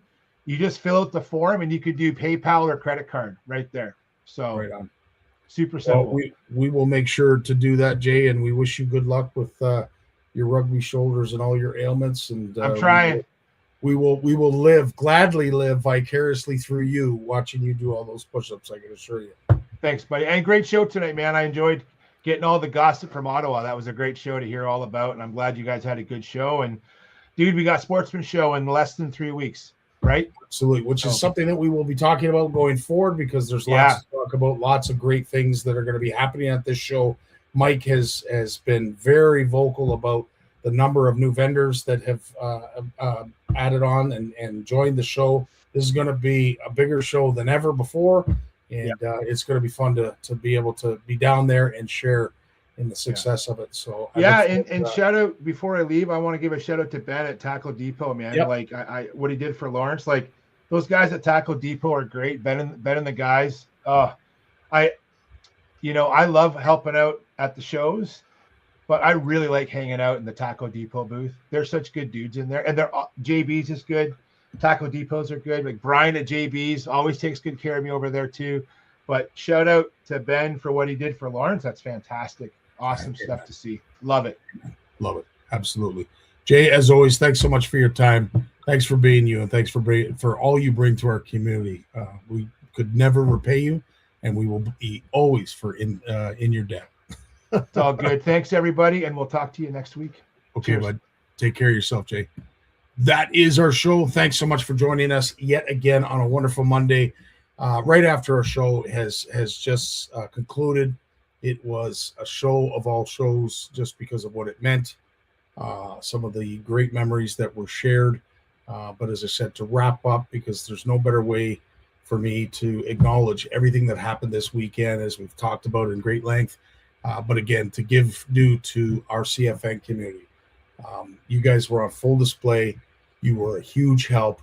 You were a guiding light. If anybody needs to know the color red, you showed it. And it was the biggest heart at the show. It was just such an honor to be surrounded by such great people that really just want to help and make a difference. So I'll tell you, it was a moment. I can't thank you enough, and I'm so glad that we were able to share it together and make some great memories. Looking forward to next year, although it's going to be tough to beat. I will say that, but I will say we're up for a challenge, as we always are. Have yourselves a great week. Thanks so much for joining us tonight. For all those who join us throughout the week, that is fantastic. I do want to bring to your attention the First Fish of 2026 contest is still going. We're going to be posting it again on Thursday, and I am fresh back from the Ottawa show with a box full of new goodies that are going to be added to the prize pack. So if you've caught a fish in 2026, that was your first, and you haven't shared it to our comments, to our contest, and haven't uploaded it for us to verify, please do so. We have a list of people that have already qualified, but we'd love to see this continue. The minute it doesn't, so in other words, if we post it Thursday and we go all week without anybody posting in the comments, the following CFN Live Monday, we'll be doing the draw and finding out who wins this prize pack. Right on, baby. I love it. Love you all. You take care of yourselves. Thanks so much for being CFNers and being ethical and respectful anglers, because truly, you mean the world to our entire community and especially me. Love you all. Dave, it's time to take us away. All the best, folks. Peace. Well, as much as I hate to admit it, I guess we've run out of time. So I've enjoyed it, but I'm going to do something I haven't done since season 1. Turn out the lights, the party's over. They say that all good things must end.